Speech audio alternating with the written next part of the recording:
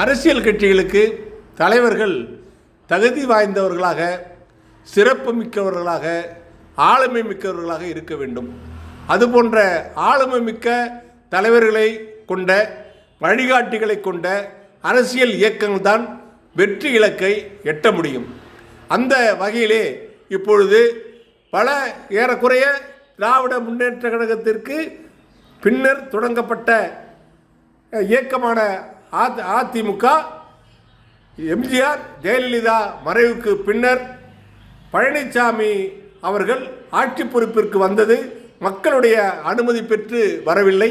மக்களை சந்தித்து நான் முதல்வர் வேட்பாளர் என்ற அடிப்படையில் வரவில்லை. ஆனால் சட்டப்படி அதிமுக சட்டமன்ற உறுப்பினர்களை ஏதோ ஒரு வகையில் சமாதானப்படுத்தி அந்த அடிப்படையில் தேர்ந்தெடுக்கப்பட்டவர் எடப்பாடி பழனிசாமி என்பதை இன்று அவர் நிரூபித்து விட்டார். அவர் முதலமைச்சரான பிற்பாடு அந்த ஒருங்கிணைப்பாளர், இணை ஒருங்கிணைப்பாளர் என்ற 2 நிர்வாகிகளாக இருந்த அதிமுகவை ஒரே பொதுச் செயலாளர் என்ற அடிப்படையில் அவர் தனிப்பட்ட ஒரு யுக்தியின் மூலமாக அந்த இயக்கத்தை, அதிமுக என்ற மாபெரும் இயக்கத்தை கைப்பற்றினார். அதற்கு பின்னர் நடந்த விவரங்கள் உங்களுக்கு அனைவருக்கும் அந்த அனைத்து விவரங்களும் தெரிந்ததுதான். அதை பற்றி நான் பேச வரவில்லை. ஒரு இயக்கத்திலே உச்சபட்ச தலைவர்கள் இருப்பார்கள். அதாவது பொதுச் செயலாளர், அடுத்தது துறை பொதுச் செயலாளர், அடுத்தது இணை பொதுச் செயலாளர், பொருளாளர் அப்படிங்கிற மாதிரி உச்சபட்சத்தில் நிர்வாகிகள் இருப்பாங்க. அவங்கெல்லாம் உச்சபட்ச தலைவர்கள்.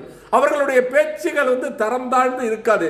நாகரிகமாக, பண்பாடாக, நயம்பட எடுத்து ஓமை கூறி எடுத்து விளக்கக்கூடியவர்களாக இருப்பார்கள். அதிலே 2ஆம் கட்ட தலைவர்கள் அதோட கொஞ்சம் இறக்கி பேசுவாங்க. 3ஆம் கட்ட 4ஆம் கட்ட தலைவர்கள் தான் தரந்தாழ்ந்து பேசுவாங்க. அது மாதிரி உள்ளது தான் அந்த அரசியல் இயக்க வரலாறு. இந்த உச்சபட்ச தலைவர்கள் எந்த காரணத்தை முன்னிட்டும் பொது மேடைகளில் பொதுமக்களிடையே அடுத்த கட்சி தலைவர்களை பார்த்து, அடுத்த தமக்கு எதிராக இருக்கக்கூடிய இயக்கத்தின் தலைவர்களை பார்த்து தரைக்குறைவாக பேசி நான் பார்த்ததே இல்லை. என்னுடைய 55 ஆண்டு கால அரசியல் அனுபவத்தை நான் பார்த்திருக்கிறேன். இந்த எடப்பாடி பழனிசாமி அவர்களைப் போல ஒரு தரம் தாழ்ந்த அரசியல்வாதியை நான் சந்தித்தது இல்லை. ஏனென்றால் அவர் ஒரு 4.5 ஆண்டு காலம் முதலமைச்சராக இருந்திருக்கிறார். இப்பொழுது தொடர்ந்து அதிமுக என்ற மாபெரும் கட்சி இயக்கத்தை ஒரு சிற்று இயக்கமாக மாற்றி இருக்கிறார். அதிலே முன்னணியாக இருந்த தலைவர்கள் பலரை அந்த இயக்கத்தை விட்டு நீக்கி வைத்து விட்டு தாழ்ந்து என்ற அகங்காரத்தில் அந்த பொறுப்பிலே அவர் நீடித்துக் கொண்டிருக்கிறார். இந்த வகையிலே தேர்தல் சுற்றுப்பயணம் செய்து வரும் அவர் பல தரந்தாழ்ந்த பேச கூசக்கூடிய நாளாந்தர வாக்காளர் பேச்சாளர் கூட பேசக்கூடாத சில வசனங்களை தொடர்ந்து பரப்புரைகளை செய்து வருகிறார். கழக தலைவரை பற்றியும் கழக தலைவர் குடும்பத்தை பற்றியும் மிகவும் தரந்தாழ்ந்து செய்கிறார். இன்றைக்கு எல்லாவற்றையுடைய உச்சபட்ச அவருடைய வார்த்தைகளை நான் திருப்பி சொல்லவே எனக்கு கூசுகிறது. பொதுவாக சொல்லுவார்கள், விரோதியாக இருந்தால் கூட தனிப்பட்ட விரோதத்தை காட்டுவார்களே தவிர அவன் ஆள் செத்து போயிடணும், மறைஞ்சு போடணும், அவன் ஒழிஞ்சிடணும் அப்படிங்கெல்லாம் சொல்றவங்க இருக்காங்க. அவங்க மனிதத்தன்மை உள்ளவர்களாக இருக்க மாட்டாங்க அப்படிங்கிறது மட்டும் யதார்த்தமான உண்மை. இதுதான் நடைமுறை. அப்படிப்பட்ட சூழ்நிலையில் இந்த முன்னாள் முதலமைச்சர் எடப்பாடி பழனிசாமி முதலமைச்சரை பார்த்து, கழக தலைவரை பார்த்து, நீ கொரோனா நேரத்தில் நீ செத்து போயிருப்ப அப்படின்னு ஒரு தரந்தாழ்ந்த விமர்சனத்தை செய்வது எவ்வளவு தரக்குறைவானது என்பதை உங்களுடைய கவனத்திற்கு நான் விட்டு விடுகிறேன். ஒருத்தர் பேசுகிற வார்த்தைகள் தான் அவரை நிர்ணயிக்கும். நீ யார், நீ எப்படிப்பட்டவன் என்பதை நீ பேசுகின்ற வார்த்தைகள், நீ அறிவுள்ளவனா அறிவில்லாதவனா, நல்ல சிந்தனை உள்ளவனா, மக்கள் உன்னை மதிக்க வேண்டும் என்றால் உன் வாயிலிருந்து என்ன வார்த்தைகள் வருகிறதோ அதை பார்த்துதான் பொதுமக்களும் அறிவார்ந்தர்களும் அறிஞர்களும் உங்களை எடை போடுவார்கள். அதனால் இது போன்ற தரைக்குறைவான சொல்ல கூசக்கூடிய ஒரு கட்சி தலைவர் பேசக்கூடிய விமர்சனத்தை பேச வேண்டும், எடப்பாடி பழனிசாமி பேச வேண்டும் தவிர அதை விடுத்து தனிநபர் தாக்குதலில் ஈடுபடுவது, அதுவும் நீ செத்துடுவ அப்படின்னு சொல்ற அளவுக்கு அந்த விமர்சனத்தில் ஈடுபடுவது மிகவும் தவறான செயல். இதை அவர்கள் பல அரசியல் பிரமுகர்களும் நடுநிலையாளர்களும் எடப்பாடி பழனிசாமி அவர்களுக்கு தொலைக்காட்சி பிரதான தொலைக்காட்சி மூலமும் யூடியூப் மூலமும் எடுத்து சொன்ன பிற்பாடும் மேலும் மேலும் தரந்தாழ்ந்து எடப்பாடி பழனிசாமி அவர்கள் தரந்தாழ்ந்து பேசிக்கொண்டிருக்கிறார். இது நல்ல அரசியல் அணுகுமுறை இல்லை. அவருக்கு தோல்வி பயம் வந்துவிட்டது. மெகா கூட்டணி அமைப்போம் என்று சொல்லிக் கொண்டிருந்தார். 2021 சட்டமன்ற தேர்தலுக்கு பின்னர் அந்த பாஜக கூட்டணியில் பிரிந்து வந்து 2024 நாடாளுமன்ற தேர்தலில் நாங்கள் தனித்து களங்காணுகிறோம் என்று போனார்.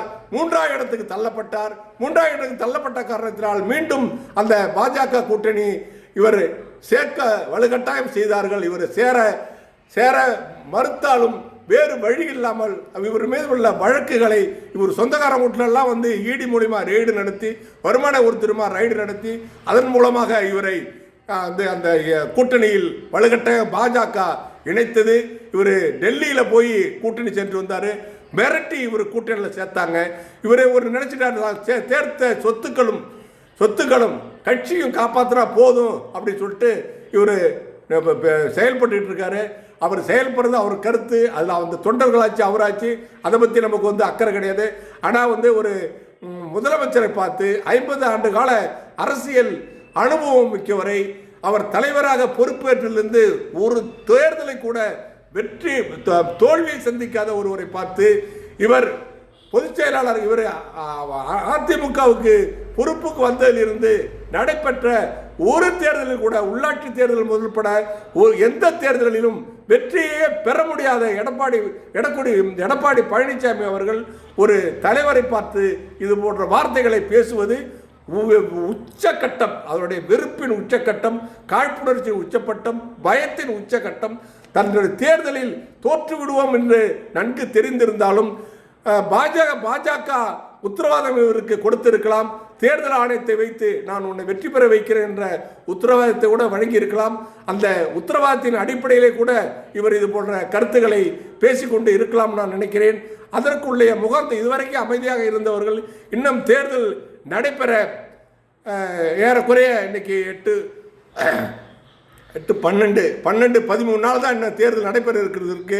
இந்த நேரத்தில் இதே இல்லாமல் டிஜிபியை மாற்றுவதும் தலைமைச் செயலரை மாற்றுவதும் லஞ்ச ஒழிப்புத்துறை இயக்குநரை மாற்றுவது என்று பல உச்சபட்ச அதிகாரிகளை மாற்றி இவருக்கு உதவியாளராக இருந்தவரையே தலைமைச் செயலாளர் பொறுப்பு அளவிற்கு கொண்டு வரக்கூடிய அளவுக்கு பாரதிய ஜனதா கட்சியின் கைப்பாக செயல்படுகின்ற தேர்தல் ஆணையம் இறங்கி இருக்கிறது. நீ என்னத்தை தாளம் போட்டாலும் தில்லுமுள்ளு செய்தாலும் திராவிட முன்னேற்ற கழகம் தான் இந்த தேர்தலிலே சட்டமன்ற தேர்தலில் வெற்றி பெறும். உங்களுடைய தேர்தல் ஆணையம் இங்கே தோல்வியடையும் என்பதை நான் சொல்லிக்கொள்ள விரும்புகிறேன். நன்றி, வணக்கம். இனிமேலாவது அவர் தன்னுடைய செய்கையை மாற்றிக்கொள்ள வேண்டும். இல்லைன்னா இன்னும் அதல பாதாளத்திற்கு அவருடைய தோல்வி அதல பாதாளத்துக்கு சென்றுவிடும் என்பதையும் வெற்றி பெறவே வாய்ப்பில்லாத நிலை வந்துவிடும் என்பதையும் தெரிவித்துக் கொள்கிறேன்.